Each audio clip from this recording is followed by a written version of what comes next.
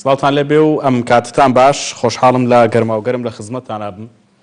بەڕێزان بەیانی ئەمڕۆ بارگای لیقی پێنجی پارتی دیموکراتی کوردستان لە بەغدا لەلایەن ژمارەیەک لە خەڵکیەوە کەوتە بەر هێرش سووتێنرا ئەوەی کە کاردانەوەی گەورەتری لەوە لێکەوتەوە سووتاندنی ئاڵای کوردستان بوو. دیارە هەرێک لە هاوسەرۆکان لاور شێخ جەنگی ئیدانی کردووە و دەڵێ ینی قبوڵی ناکەین پیرۆزیەکانمان ئیهانە بکرێ بە هەر هۆکارێک بۆ هەر هۆکارێک بێ. لە لایەکترەوە حکوومەت هێرێمی کوردستان، جێگری سەرۆکی حکوومەت هێرێمی کوردستان، پەرلەمانی کوردستان، یەکێتی نیشتیمانی کوردستان، فراکسیۆنە جیاوازەکان لە بەغدا یعنی ئیدانی سووتاندنی ئاڵای پیرۆزی کوردستانەکەن بە ئاماژەدان بۆی کە لەژێر ئەم ئاڵایەیە چەندین ساڵ خەبات هەیە، هەزاران شەهید و قوربانی هەیە و هەر لەژێر ئەم ئاڵایەیە زۆر دوور نەڕۆین و لەبیر ناکرێت کە لەژێر ئەم ئاڵایە ڕوبەڕووی هێزی تیرۆریستی داعش بووینەوە و ژمارەیەکی زۆر شەهید و بریندار درا، ژمارەیەکی زۆر لە پێشمەرگەی بێسەر و شوێن هەیە، دیل هەیە کە هەموو ئەمانە لە پێناو پاراستنی عێراق و سنوورە جیاوازەکانی هەرێمی کوردستان بوو. دیارە هۆکارەکە هەرچیەک بێ و سەرەتای ڕووداوەکە بۆ هەرچێک بگەڕێتەوە پیرۆزی ئاڵای کوردستان زۆر لەوە زیاترە کە بە بیانووی قسەیەک یان کاردانەوەیەک خەڵکی کوردستان و هێز و لایەنە سیاسی کوردیەکان لەوە خۆش ببن کە ئاڵای پیرۆزی کوردستان دەسووتێنرێ. هەر بۆ ئەم کاردانەوە گەورە و جیاوازانی لێکەوتەوە ڕای جیاواز لە نێو تۆڕە کۆمەڵایەتیەکان هەن باز لەواکەن کە ناکرێت هەرێمی کوردستان و سەرکردایەتی سیاسی کورد بە جۆرێک مامەڵە بکەن و بە جۆرێک گفتار و لێدوان بدەن کە پیرۆزیەکانمان بخاتە ژێر پرسیار و مەترسیەوە. قسە لەسەر ڕووداوەکانی ئەمڕۆی بەغدا دەکەین، هۆکاری چییە، کاردانەوەی چین و دەکرێت نێڵین مل بکێشێ بۆ ڕووداوی زیاتر. ئایا ئێمە لە هەرێمی کوردستان کاردانەوەی جۆرا و جۆرمان هەبێ یان پێویست ناکا و لێرەدا بوەستێنرێەوە تا ئەو ئەفسەری کە سەرپەرشتی ئەو هێزە ئەمنی کردووە کە و ناوچەیە بپارێزێ لە کارەکەی دوور خراوەتەوە و لیژنەیەکی لێکۆڵینەوە لەلایەن مستەفا کازمی سەرۆکوەزیرانی عێراق و پێکێنراوە بۆ ڕووداوانی کە ئەمڕۆ لە بەغدا لەسەر لقی پێنجی پارتی دیموکراتی کوردستان و تایبەت بە ئاڵای پیرۆزی کوردستان دروست بوون لیژنەیەکی تایبەتی پێکێناوە. لەگەڵ ڕابیحە حەمەد وێبسای مەڵبەندی بەغدای یەکێتی نیشتیمانی کوردستان کە ڕاستەوخۆ لە بەغدا و لە سەرێڵی تەلەفۆن لەگەڵمانە بە سوپاسەوە گفتوگۆکەین. هەوا ڕابیحە ئەم کاتە و باش سوپاس بۆ بەشداریت. لە دوای ئەو ڕووداوانی بەیانی ئەمڕۆ کاردانەوەکان بە تایبەتی کاردانەوەی هێز و لایەنە سیاسیەکان ئەوەندەی ئاگادار بن لە میدیای بەغدای و عێراقیەوە لە پەیوەندیەکانتان لەگەڵ هێز و لایەنە سیاسی عێراقیەکان کاردانەوەکان چین؟ بەڵێ هەموو کاتێکت باش، سڵاو ڕێز بۆ بینەرانی بەڕێز. خۆی لە ڕاستیدا بابەتی ئاڵا و سووتاندنی ئاڵا و دکایەتی کردن بە ئاڵا ئەمە جاری یەکەم نیە، لە ڕابردوشدا زۆر ڕووی داوە بە تایبەتی کە ئەگەر ئەم جارە لە پایتەختی عێراق بێ ئەمە کرابێ لەلایەن خەڵکێکی نامنەظەم هێرش کرابێ، بەڵام لە 96 لە سیوێکی ئاب لەلایەن پۆستال لە پێکانی بەعەز لەسەر پەرلەمانی کوردستان ئاڵای کوردستان داگیرا خراە ژێرپەی پۆستاڵی بەعسی کە لە نۆتویەک بە خوێنی شەهیدانمان ڕامان ماڵی بوون لە کوردستان دەرکرابوون. ئەمە ڕوویدا پێشتر بەداخەوە کە ئەم کارانە ئەنجام دەدرێ وا بکرێ کە بەهۆی کار و کاردانەوە هەموو جارێ ئەم ئاڵایی کە دایان هەزار قوربانیمان لە پێو ناوداوە و لەژێر ئەم ئاڵایە پارێزگاری لە خاچی کوردستان و لە خاچی عێراقیش کراوە لە تیرۆریستانی داعش و هەزارە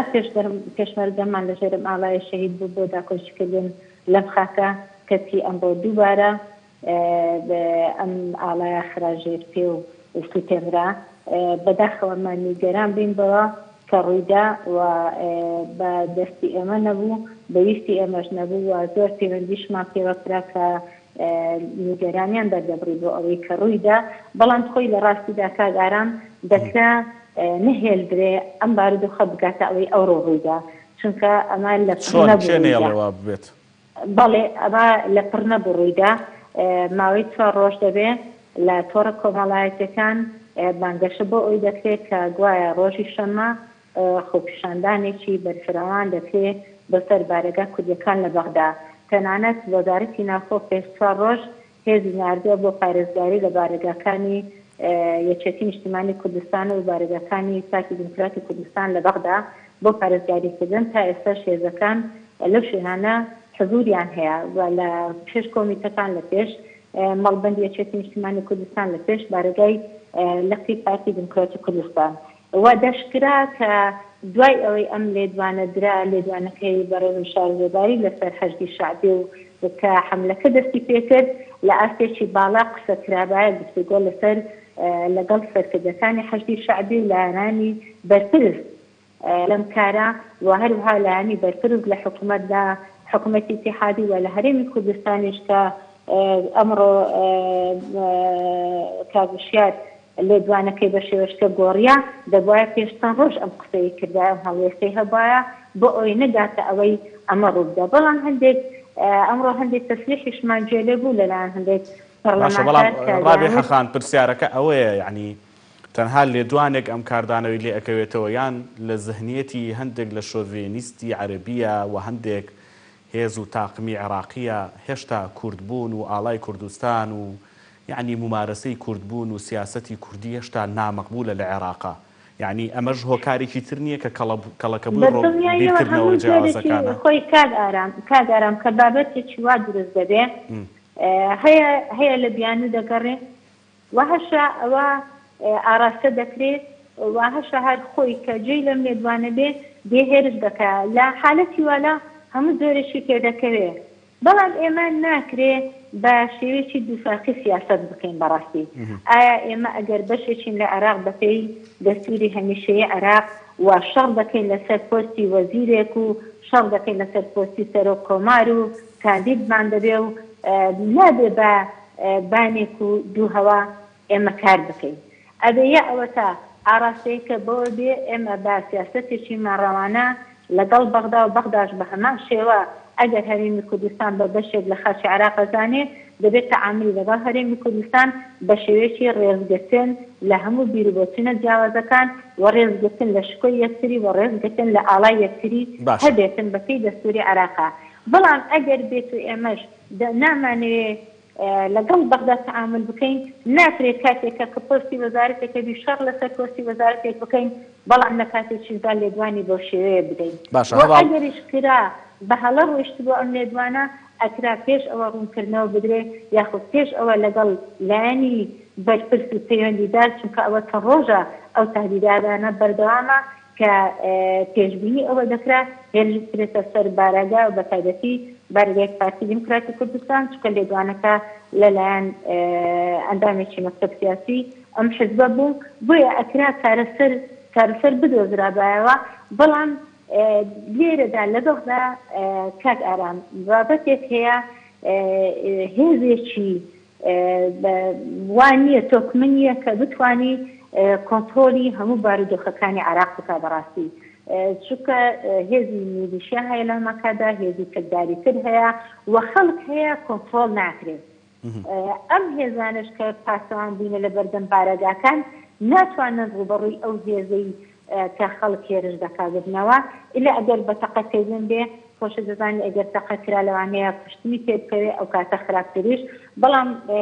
بەداخەوە لە کۆتاییدا ئەو بوو کە بارەگەکە سووتێنرا بەڵام ئەوەی کە زیاتر دەینی گەرانی بوو سووتاندنی ئاڵای کوردستان بۆ لەلایەن ئەو خەڵکەوە کە هاتبوون هێرشیان کردوە سەر بارەگاکە وەلا هەندێک جاریشا لەوانەیە کۆمەڵێک هەیە بە ئامادێکی تر خۆپیشاندانەکە دەکەن بەڵام لەناو ئەوانەشە خەڵکە تێدەخزێ کاری ناڕەوا و کاری ناشرین ئەنجام دەدا بۆ ئەوی بابەتەکە زیاتر قوڵ بێتەوە و کێشەکە زیاتر گەورە بێ کەواتە دەبێ چاوەڕوانی هەموو ئەگەرەکان بکەین لەهەوا. هەڤار ڕابێحە باشترین ڕێگە بۆ گەیاندنی نیگەرانی تاکی کوردی هێز و لایەنی سیاسی کوردی حکوومەت هێرێمی کوردستان بۆ ئەو دۆخەی کە دروست بوو و باشترین ڕێگە بۆ ڕێگریکردن لە دووبارە نەبوونەوەی گاڵتەکردن و مامەڵەی ناشایستە بە پیرۆزیەکانی هەموو نەتەوە پێکاتەکان بە تایبەتی ئێمە قسەکەمان لەسەر کورد و ئاڵای کوردستانە. باشترین ڕێگەی یەک بۆ گەیاندنی نیگەرانەکە لەم دۆخەی ئێستایە و بۆ ڕێگریکردن لی چییە؟ بەڵێ خۆی بەڕای من جارێ ئەم بابەتە زیاتر تەسعید نەکرێ نەوریژێنرێ بەڵکو بە ڕێگەیەکی تەفاهمی بگەنە سەرسەر بە تایبەتی کە لەلایەن حکوومەتی ئیتیحادیەوە لیژنە پێکەنراوە بۆ بزاتە داچوون لەسەر ئەم ڕووداوی ئەوڕۆ ڕوویدا و پێویستیشە لە هەمان کاتیشدا هەم حکوومەتی عێراقی داوای لێبوردن بکە لە خەڵکی کوردستان بە تایبەتی کەسوکاری سەربەزی شەهیدان کە قوربانیان داوخێنە ڕشتووە لە پێناوی ئەم ئاڵایە و لەژێر ئەم ئاڵایەش خوێنیان بەخشیوات بۆ پارێزگاری لە خاچی عێراق و خاچی کوردستانیش و ڕوبەڕووی داعش بوونەتەوە و لە هەمان کاتیشدا حکوومەتی هەرێمی کوردستان بەڕاستی وەلایەنە سیاسیەکان بە تایبەتی ئەو حیزبە دیارەکان لە هەرێمی کوردستان ئەبێ ئاگاداری لێدوانەکان و هەڵوێستەکانیان بن بەرامبەر بەلایەنەکانی عێراقی جا چێ حیزبەکانی عێراقی بێ و چێ حکوومەتی عێراقی بێ ئەگەر خۆمان ببەشێت لەم وڵاتە دەزانین و دەمانێت لە ڕێگەی تەفاهم کێشەکان چارەسەر بکەین و لە ڕێگەی گفتوگۆ و بەهێمنانە کێشەکان چارەسەرکەین و دارێکی تر ئەوەی لە ڕابردوو کراوە ئەوەی ئەمڕۆ ڕووی داڕوو نەداتەوە دەبێ خۆمان بدور بدرین لەم جۆرە لێدوانە چۆنڕەوانە یاخۆت ئیتیهامکردنی یەکتر و ئەم کردوانە ئەم لێدوانانە دووبارە نەبێتەوە بۆ ئەوی ئەوەک نەدەین یاخود لەزنەیەک نەدەین بەدەستەوە بۆ ئەوی جاریشتر هێرش نەکرد لەسەر بارادەکانی هێزە کوردەکان لە بەغداوە بە تایبەتی ڕێگە نەدەین بە ئاڵای پیرۆزی کوردستان بشێندرێ و بسووتێندرێ نابێ ڕێگە بدەین بۆ ئەوە بەڵکو هۆڵ بدەین بە شێوەیەکی گفتوگۆ و هێنانە ئەم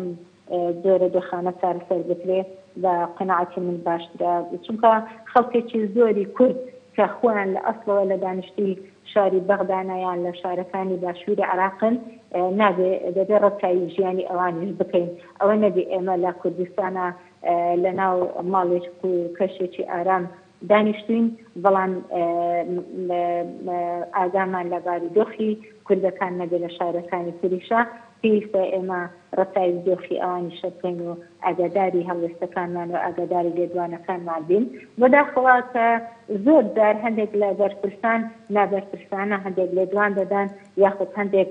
پێیان بڵاو دەکەنەوە کە بارودۆخی هەرێمی کوردستان و عێراقیش گەنجی ئاڵۆزی پێ دەکەوێت بۆ نمونە کە دوێنێش لە هەمان کاتدا ئێمە وەکو یەکێتی نیشتیمانی کوردستان تەنانەت لە کۆبوونەوەی ئەنجومەنی سەرسەرگایەتی کە لە سیڤێکی ئاب ئەنجامدرا هیچ بەیاننامەیەکمان دەرنەکرد بۆ مراعاتی بارودۆخەکە و بۆ پاراستنی بارودۆخەکە لە بەرژەوەندی گشتی هاوڵاتیان کە هاوڵاتیان لە بارودۆخە نالەبارەی ئابووری دادەژین و لە هەموو دۆخێکە نالەبارە بەڵام بەداخەوە کە دوێنێ سەرۆکی حکوومەت کە خۆی بەرپرسە لە بارودۆخی ئەمنی هەرێمی کوردستان کاتە پرسیارەکە ئەوەیە هەڤال ڕابیحە پرسیارەکە ئەوەیە ئەمە گرژی و ئاڵۆزی دروست دەکە بەڕاستی لەسەر دۆخی سیاسی و هاوڵاتیان باش ڕێت دەدەم قسەکە تەواو بکەیت بەڵام پرسیارە جدیەکە ئەوەیە ئەگەر ئێمەش خۆمان یعنی لە هەرێمی کوردستان جۆرێک لە ئەم تانە و دەشەر و یەکتری بە خیانەتکارنەوە بردن و لە ئاستی باڵا بەم جۆرە قسەکردن نەکەین پێ دوایە خەڵکی بەغدا کە دەڵم خەڵکی بەغدا ئەو خەڵکانی کە کاری لەو جۆریان لێدەوەشێتەوە بتوانن بەم جۆرە گاڵتە بە پیرۆزیەکانمان بکەن بەدڵنیاییەوە خۆ ئێمە ئەگەر یەکگرتووی لە کوردستان نەپارێزین چەند دەتوانین لێرە ئێمە بەرامبەر بە نێرانمان یان بەرامبەر بە خەڵکانێک وەکوی ئەمڕۆ ڕوویدا بپارێزین بە تایبەتی نابایە دوێنێ سەرۆکی حکوومەت کە لەو ئاسی بەرپرسیارەتیدایە ئەم بەیانە بڵاو بکاتەوە بەرامبەر بە 16 ئۆکتۆبەر خۆ پێش هەموو شتێک سەرکردایەتی یەکێتی نیشتیمانی کوردستان بە تایبەتی کاگلاهور داوای کردبوو لە پەرلەمان کە لیژنەیەکی بێلایەن پێک بێنێ بۆ لێکۆڵینەوە لە ساڵی 2018 داوای لەوە کرد لیژنەیەکی بێلایەن پێک بهێنرێ بۆ لێکۆڵینەوە لەم بابەتی 16 ئۆکتۆبەرە کە بزانین چێ تاوانبار بە بۆ هۆی ئەنجامدانی ئەم کارە و کە تا ئێستا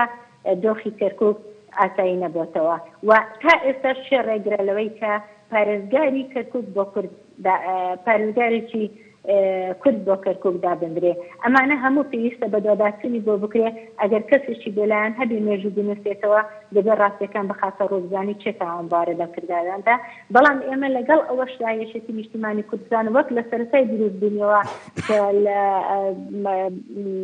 لە ژێرچەتری بەڕێزمان دەلال هەمیشە قوربانی زۆری داوە مادی معنەوی لە هەموو ڕێکەوە چی بە خوێن چ بە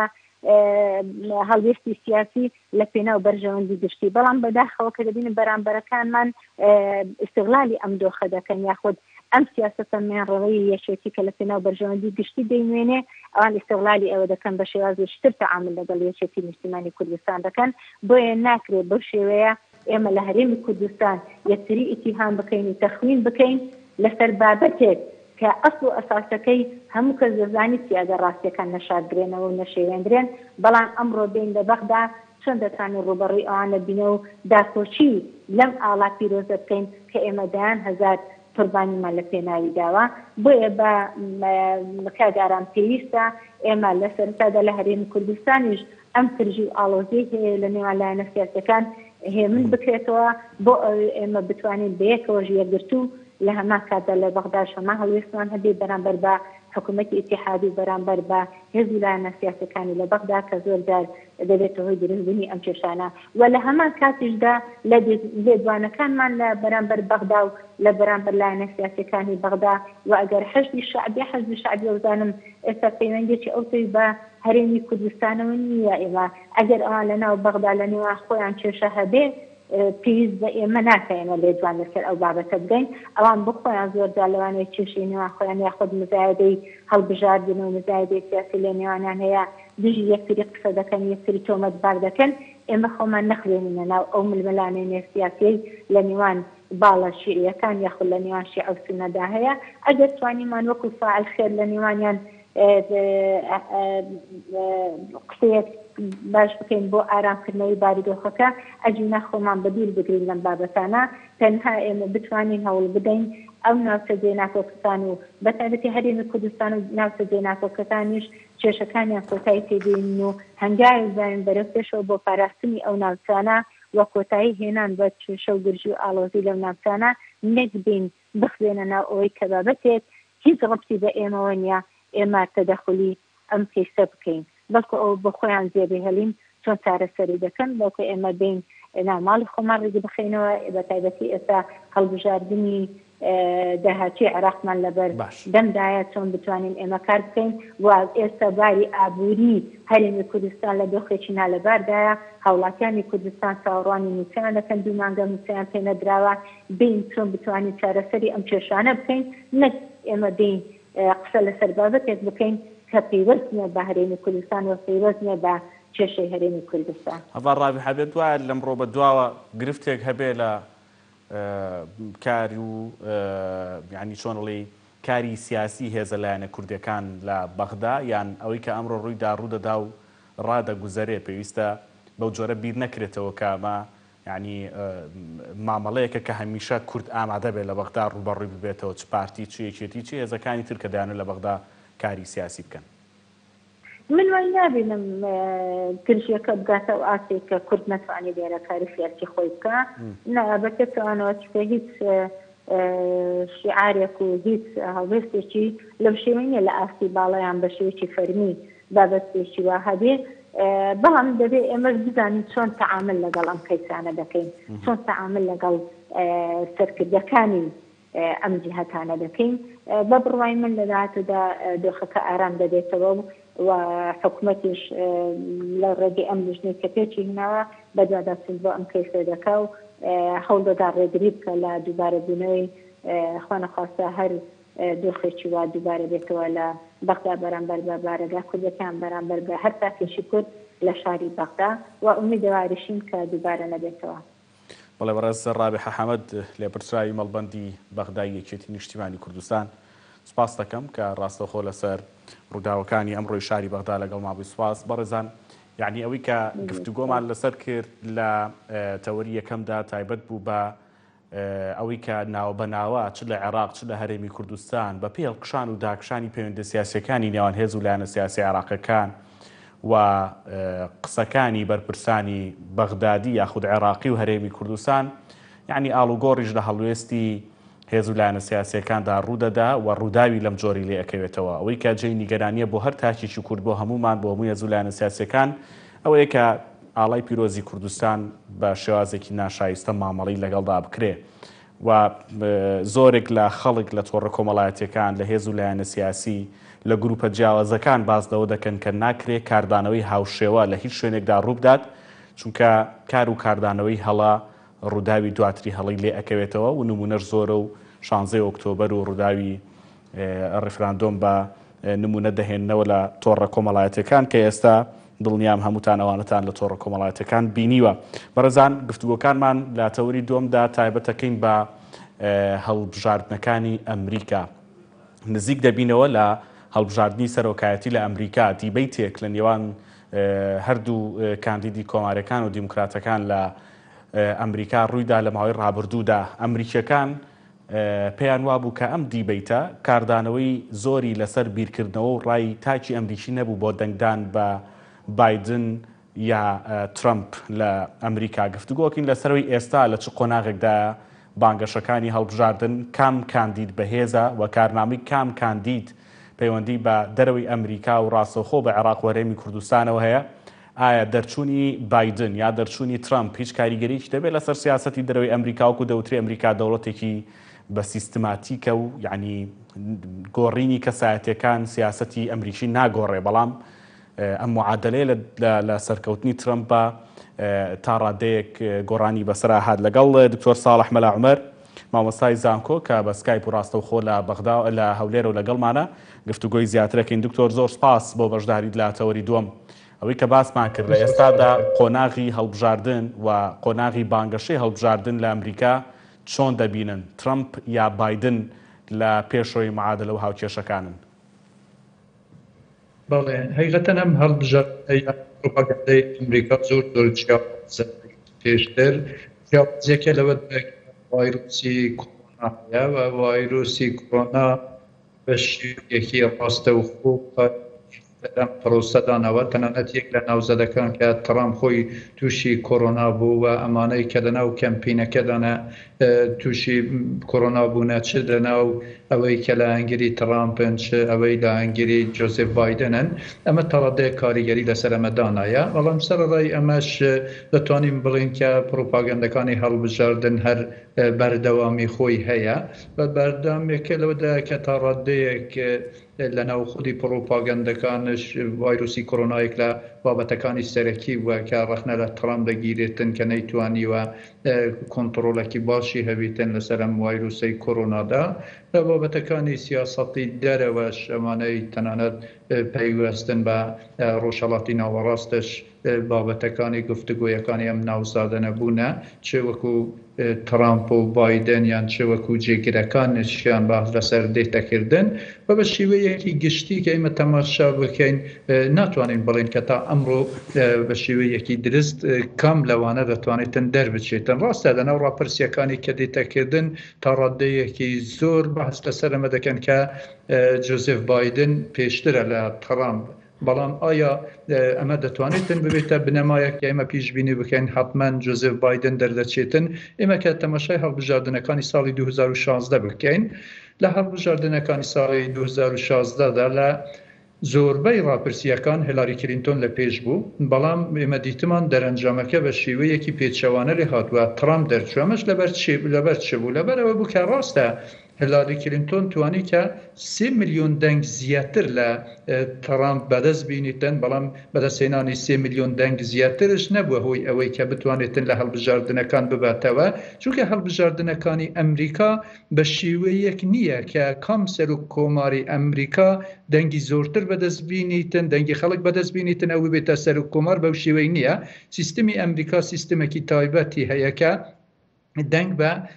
ئلکترا دەدرێتن یان لە هەر ئستیتێک مەجموعە دەنگێکی هەیە کە بە شێوەیەکی گشتی دەتوانین بڵێن 538 دەنگە و بەسەر ئەم ئستیتەکانی ئەمریکا 50 ئستیتی ئەمریکادا دابەش دەگرێتن ئەمانە و احتمالی هەیە کە سەر و کۆمارێک بتوانیتن زۆرینەی دەنگی خەڵکەکان بەدەست بینیتن بەڵام لە کۆیدا دەنگی ئلکترا یان مەسەلەن دەنگی کە لە ناو ئەم 538 کورسیانەدایە احتمالی هەیە کە بە دەنگی زۆرینە نەتوانێتن کە دەنگی ئەمانە بەدەست بینیتن و چەند دەتوانین بڵێن ئستیتێک هەیە کە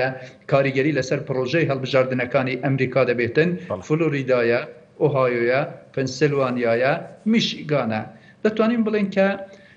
تا ڕادەیەکی یەکجار زۆر ئەم ئستیتانە گۆڕانکاریان تێدا دەکردن و بەپێی گۆڕانکاریدەنە و ئەم ئستیتانەدایە کە دەتوانێتن بڕیاری یەکلاکەرەوە بدرێتن کە کام دەبێتە سەر و کۆماری ئەمریکادا و تا ئێستاش سەرڕای ڕاپرسیەکانی کە بەحس لەسەرەمە دەکەن کە جۆزێف بایدن لە پێشترە بەڵام لەم ئستیتانەدا تاکو ئێستا زۆر بەڕاشکاوانە دیار نەبووە کە کام سەر و کۆمار یان کام لەمانە دەتوانێتن دەنگی زیاتر بەدەست بینیتن بۆیش پێویستە بە قەناعەتی من بەو شێوەی کە مەسەلەن وەکو ڕاپرسیەکان باسی لەسەر دەکەن لە ئەزمموی ڕابردوومان هەیە ناتوانین کە بڕیاری یەکلاکەرەوە بدرێتن کە کام لەمانە دەتوانێتن دەربچێت. کاک دکتۆر ئەوەی کە جێی پرسیارە ڕوبەڕووبوونەوەی یعنی هەردوو کاندیدەکەیە بایدن و ترامپ ماوەیەکی زۆر تقریبا 2 هەفتە زیاتر بەسەر ئەم ڕوبەڕووبوونە تێپەڕیوە بەڵام ئەمریکیەکان باز لە ئەواکەن کە لاوااسترین ڕوبەڕووبوونەوەی کە بینی بێتیان لە نێوان دوو کاندیدی سەرۆکایەتی هۆکاری ئەمە بۆچی ئەجێڕیتەوە یعنی دۆخەکە وایە کۆڤید-19 وای کردووە کە لاوااسترین ڕوبەڕووبوونەوە بێ یان شێوازی ڕوبەڕووبوونەوەکە کە وەکو باز دەکرێت یعنی هێندەی تەشکیلکردن بوو بە کەسایەتی یەکتر هێندە باسکردن نەبوو لە کارنامە و بەرنامە. بەخەناتی من ئەمە دەتوانین بڵێن کە ڤایرۆسی کۆڕۆنا تا ڕادەیەکی یەکجار زۆر وەکو پێشترش بەحسم لەسەر کرد کە کاریگەری لەسەر ئەمە هەبووە بەڵام سەبارەت بەوەی کە ئەمانە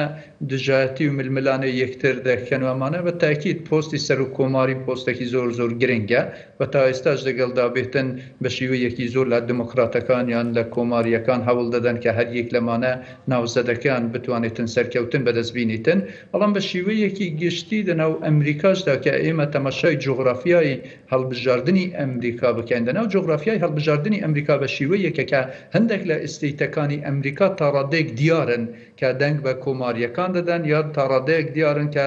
دەنگ بە دموکراتەکان دەدەن ئیتر دەناو ئەم ئستیتانەدا زۆر ململانێ و منافسە نایتەکردن چەند ئستیتەکن کە من باسم لەسەر کردیان چەند ویلایەتەکن کە دەتوانێتن دەنگیوان بڕیاری یەکلاکەرەوە بێتن سەبارەت بە ئەمەی کە چ کەسێک ببێتە سەر و کۆماری ئەمریکا دەناو ئەمریکاش کە ئێمە تەماشا بکەن بە شێوەیەکی گشتی دەتوانین بڵێن کۆمەلگای ئەمریکا دابەشی دوو بەرە بووە بە شێوەیەکی سەرەکی بەرەیەکن کە سپیپیستەکانی ئەمریکانە لەگەڵ ئەمەدانا بە هەموو شێوەیەک پاڵپشتی لە ترام دەکەن دەیانەوێتن کە ترام دەربچێتەوە بەرەیەکی ترن کە مەسەلەن ڕاشپێستەکان و یان تا ڕادەیەکی تر خەڵکانێکی ترن کە کۆچیان کردووە بۆ ئەمریکا و ئەمانە تا ڕادەیەکی زۆر ئەمانە دەگەڵ ئەمەدانەکە جۆزف بایدن دەربچێتن لەناو کۆمەلگای ئەمریکا تقریبا دەتوانین بڵێن بە شێوەیەکی گشتی بەو شێوەی دابەشکراوە بەڵام هەرچەند بەو شێوەش نییە کە 100% سپێپێستەکان دەگەڵدابن بەڵام مەبەستی ئێمە بەو شێوەیەکە زۆرینەی سپێپێستەکان لەگەڵ ئەمەدانە و ئیتر ئەفکارەکان و بیرروبچوونەکانیان تا ڕادەیەک دیارە زۆربەی ئەفکاری ڕاشپێستەکان و ئەوانەی کە ئیمیگریشن یان کۆچیان کردووە بۆ ئەمریکا ئەوانەش دەتوانین بڵێن تا ڕادێک ئەفکارەکانیان دیارەکە بە چ شێوەیەک بێتن و لەناو کۆمەلگای ئەمریکادا تا ئێستاش لەگەڵدا بێتن ململانەی سەرڕای ڤایرۆسی کۆڕۆنا بۆ ئەوەی کە چ کەسێک ببێتە سەر و کۆماری ئەمریکا تا ڕادەیەکی ململانەیەکی گەرمە سەرڕای کە لەناو هەندێک کاناڵەکانی ڕاگەیاندن احتمالی هەیە بەحث بێتاکردن کە ململانەیەک بە شێوەیەکی زۆر جددی نیە نەم بە شێوەیەکی جددی و ململانەیە هەیە بەڵام احتمالی هەیە هاوڵاتیانی ئەمریکا ترسیان لەوە هەبێتن کە بە چ شێوەیەک ئەمانە بتوانن بەشداری بکەن یان لەناو کەمپینەکاندا ئامادەییان هەبێتن لەبەر ڤایرۆسی کۆرۆنا ڕێگا نادرێتن کە ئەمانە ئامادەی زۆریان هەبێتن لەناو کەمپینەکاندا یان تەنانەت کاتی کە منازرەش دێتەکردن وەکو پێشتر ئیتر لەبەر ڤایرۆسی کۆرۆنا ئەمانە ئامادەییان نییە. بۆیە تا ڕادەیەکی زۆر دەتوانین بڵێن کە ئەمە کاریگەری لەسەر ئەوەی هەیە کە لەناو کاناڵەکانی ڕاگەاندن بەو شێوەی بێتە دیارکردن. کاگتۆری کە باسم کرد لە پێشەکێکە شایانی هەمیشە وتراوە کە سیاسەتی ئەمریکی بۆ دەرەوەی ئەمریکا بە تایبەتی یعنی سیاستێکی نەگۆڕا و بەرنامەیەکی داڕژراوە، بەڵام لە قۆناغی ترامپە ئەمە گۆڕانکاری بەسەرادێ. ترامپ بڕیار دەدا کە چۆن مامەڵە لەگەڵ سیاسەتی دەرەوەی ئەمریکیا بکە و هەندێک گۆڕانکاری گەورەش دەکا کە تاوکو ئێستا کاریگەریەکان و لێکەوتەکانی لە ڕۆژهەڵاتی ناوەڕاستە بە دیاریکراوی ماون. پێ دوایە دەرچوونی بایدن یا ترامپ گۆڕانکاری لەم سیاسەتە دەکات؟ بەتەکید لە سیاسەتی دەرەوەی ئەمریکادا احتمالی هەیە کە هەندێک بنەمای سەرەکی هەبن نەگۆڕبن، بەڵام تکنیکەکان و جێبەجێکردنی ئەمە تا ڕادەیەکی یەکجار زۆر گۆڕانکاری بەسەردا دێتن. یعنی کە ڕاستە هەر یەک لەوانە لە دوای ئەمە دەگەڕێن کە بەرژەوەندیەکانی ئەمریکا دابین بکەن، بەڵام پرسیار لێرە دێتەکردن کە هەر یەک لەوانە پێناسەی تایبەتی خوان بۆ بەرژەوەندیەکانی ئەمریکا هەیە کە بە چ شێوەیەکی کە سەر و کۆمار و یان دەتوانین بڵێن تیمەکەی دیار دەکاتن کە دەتوانێتن بەرژەوەندیەکانی ئەمریکا بەرگری لێ بکاتن و بەدەست بینیتن و ئەمە بە شێوەیەکی ڕاستە و خۆ کاریگەری لەسەر سیاسەتی دەرەوەی ئەمریکا لەسەر هەموو دەوڵەتەکانی جیهان بەتایبەت لەسەر دەوڵەتەکانی ڕۆژهەڵاتی ناوەڕاستش دەبێتن. ئێستا لەناو ڕۆژهەڵاتی ناوەڕاستدا زۆر مەلەف هەیە کە تەواو نەبووە یان دەتوانین بڵێن مەلەفەکن کە بە حاڵەتێکی کراوەی مایتەوە لە ئینتیزاری ئەوە نەکە چی کەسێک ببێتە سەر و کۆماری ئەمریکا و سەر و کۆماری ئەمریکا بینیتن بڕیار لەسەر ئەم مەلەفانە بداتن کە ئەم کێشانە بە چ شێوەیەک چارەسەر دەکاتن. یەک لە کێشەی سەرەکی دەتوانین بڵێن کە مەلەفی ئیسرائیلە کە ترامپ بە شێوەیەک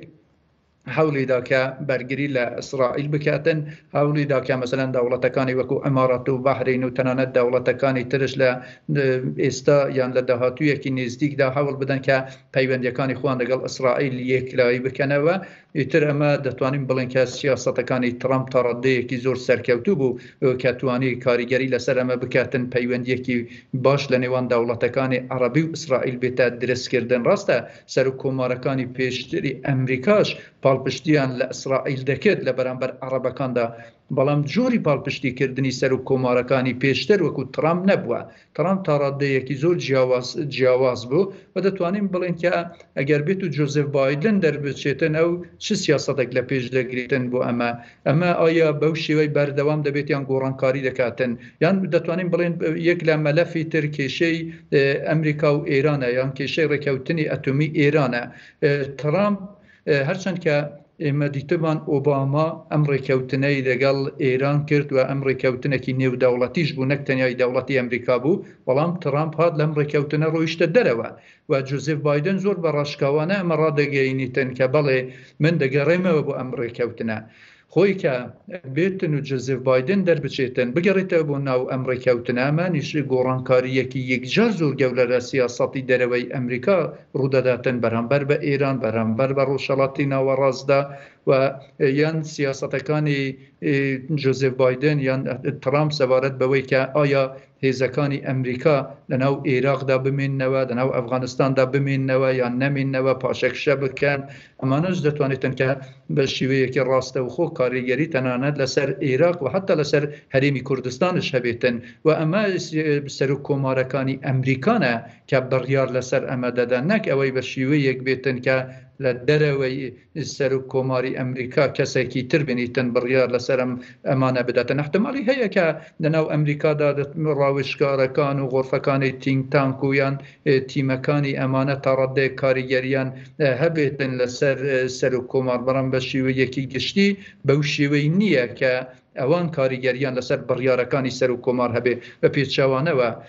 سەر و کۆمارەکانن کە هەڵدەبژێرن لەو پێشنیارانەی کە دەخرێتە بەردەستی کامی جێبەجێ بکەن. احتمالی هەیە کە لەناو یەک تیمی سەر و کۆماردا ئەنواعی پێشنیار بخرێنە ڕوو بەڵام کێ بڕیاری کۆتایی دەدات سەر و کۆمارە بڕیار دەداتن بۆیە لەوەی کە جۆزێف بایدن دەربچێتن بە قەناعەتی من سیاسەتی ئەمریکا بە شێوەیەکی تر دەبێتن لەناو ڕۆژهەڵاتی ناوەڕاستدا و ئەگەر ترامپ دەربچێتن دیسان دەتوانین بڵێن سیاسەتی ئەمریکا لەناو ڕۆژهەڵاتی ناوەڕاستدا بە شێوەیەکی تر دەبێتن بەو شێوەی نییە کە ئیتر سیاسەتی ئەمریکا هیچ گۆڕانکاریەکی بەسەردا نەهێت.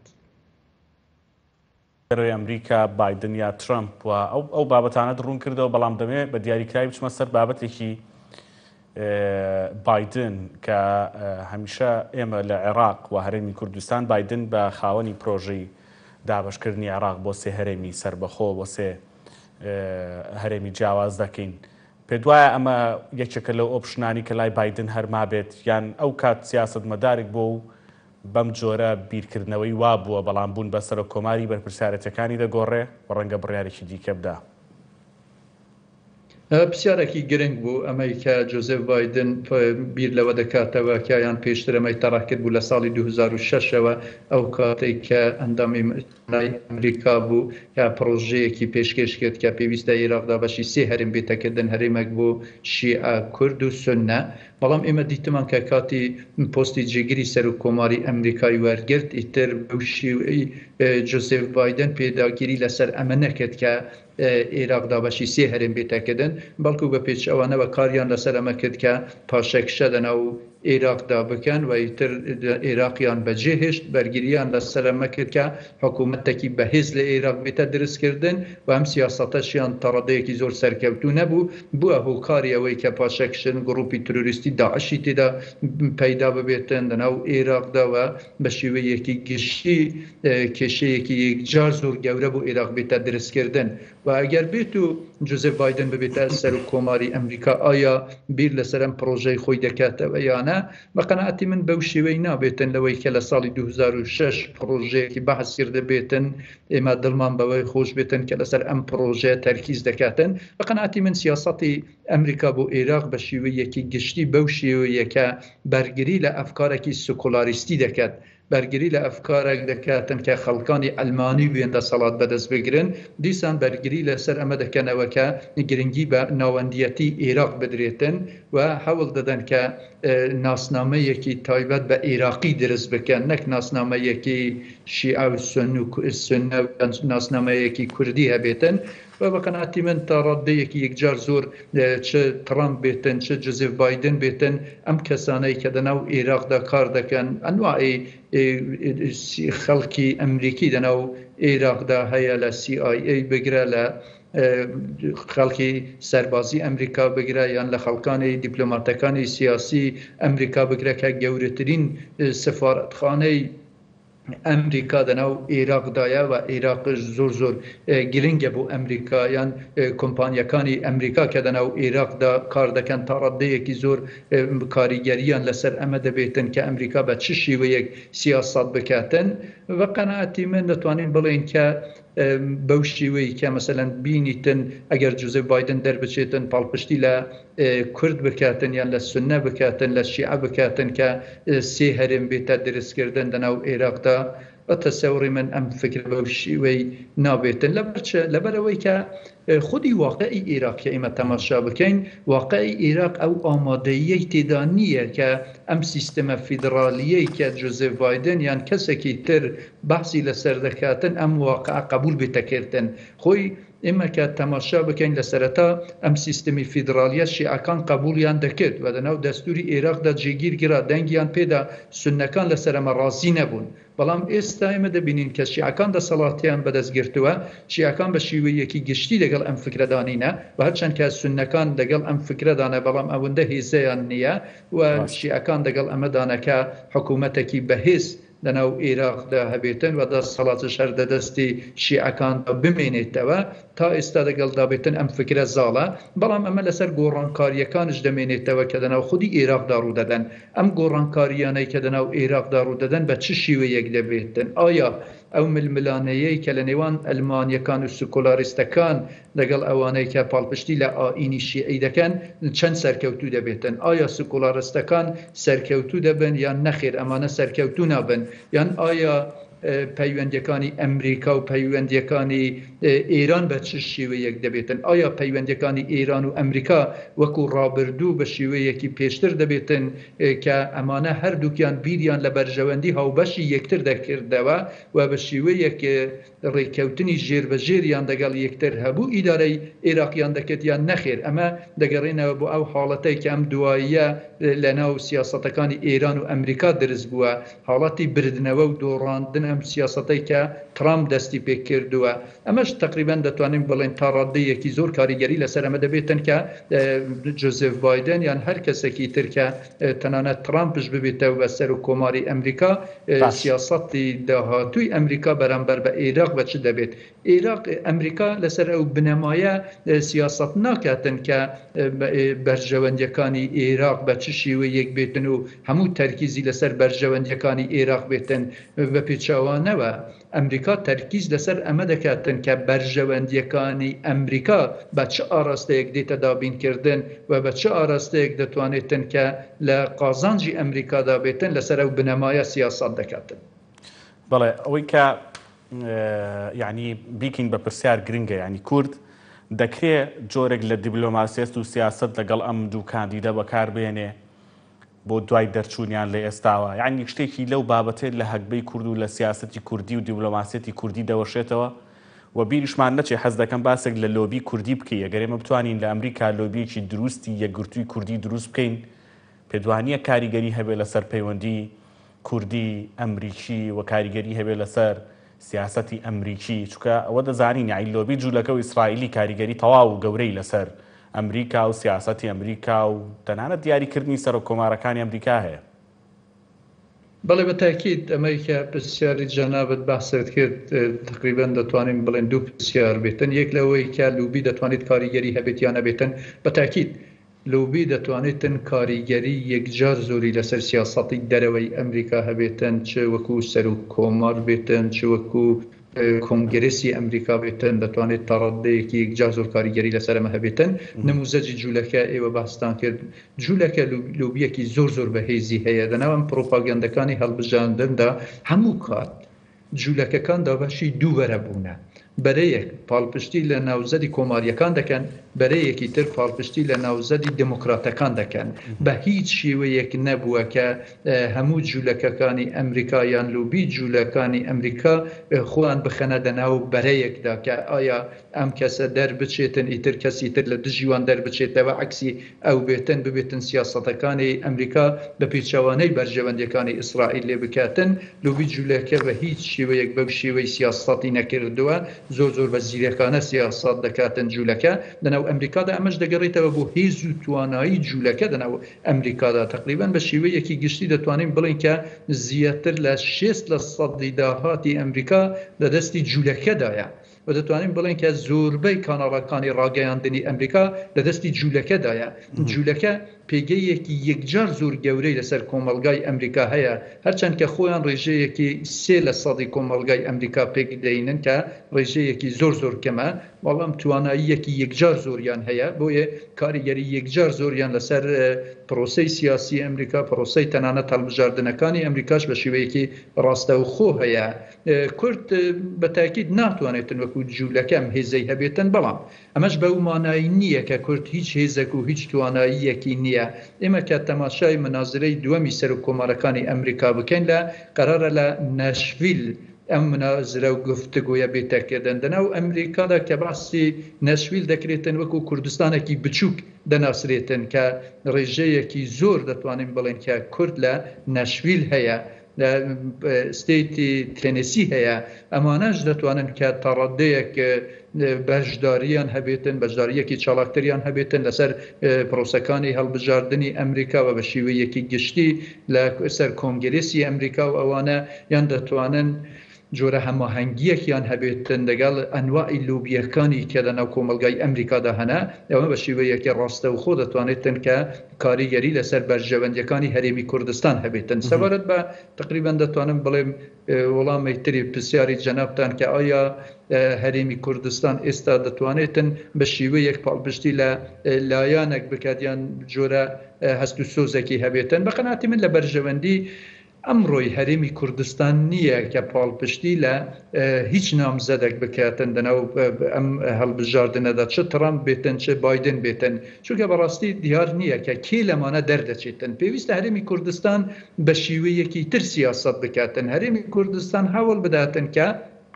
خۆی یان سیاسەتەکانی خۆی لەسەر بنەمای بەرژەوەندیەکانی ئەمریکادا بڕێژیتن کە سیاسەتی هەرێمی کوردستان لە دژی بەرژەوەندیەکانی ئەمریکا نەبێت و هەر کاتێک کە بتوانێتن بە پێی واقعی کە سیاسەتی ئەمریکا دەناو عێراقدا دەناو ڕۆژهەڵاتی ناوەڕاستدا بە چ شێوەیەکە ئەگەر بتوانێتن خوێندنەوەیەکی درستی هەبێتن سیاسەتێک لە پێش نەگرێتن کە بە پێچەوانەی بەرژەوەندیەکانی ئەمریکا بێتن بە قەناعەتی من ئەو کات هەر کەسێکی کە دەربچێتن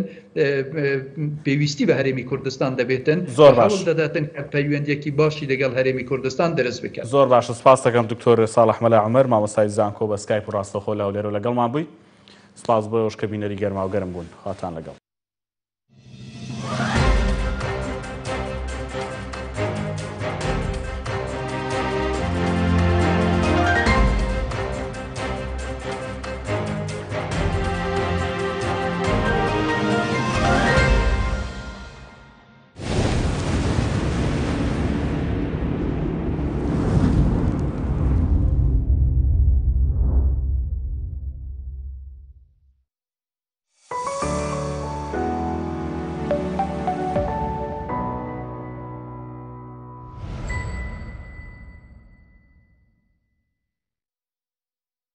بەڵێنمانیا کە خزمەتکاری هاوڵاتیانمان بین بەڵێنەکەمان بردەسەر کۆمەڵگەیەکمان دامەزران بە کۆالێتی بەرزی پزیشکی و ستافی پسپۆر لە بەشەکانی پزیشکی ژنان و منداڵان سینگ و مەمک هەناوی و دڵ ڕۆماتیزم و شکاوی منداڵان و گەشە تاقیگا سۆنار تیشک دەرمانخانە ناوەندی نوێ بۆ چارەسەری برین و نەخۆشیەکانی شەکرا یەکێکی ترە لە بەشەکانی ناو کۆمەڵگەکەمان بەڵێنماندا کە بە کەمترین نرخ کار بکەین کە تەنها 3500 دینارە بۆ بینینی نەخۆش لەلایەن پزیشکی پسپۆڕەوە لە کۆمەڵگەکەمان داشکاندنی تایبەت بۆ کەسوکاری سەربەرزی شەیدان و پێشمەرگە و فەرمانبەرانی حکومی بەڕێژەی لە 120 داشکاندنمان کردووە و بینینی نەخۆش بۆ کەسوکاری پێشمەرگە و شەیدان بێ بەرامبەرە کۆمەڵگەی تەندروستی شار ماڵێک بۆ تەندروستی باشتری ئێوە ناونیشان سلێمانی شەقامی بازنەی مەلیک مەحموود بەرامبەر نەخۆشخانەی شار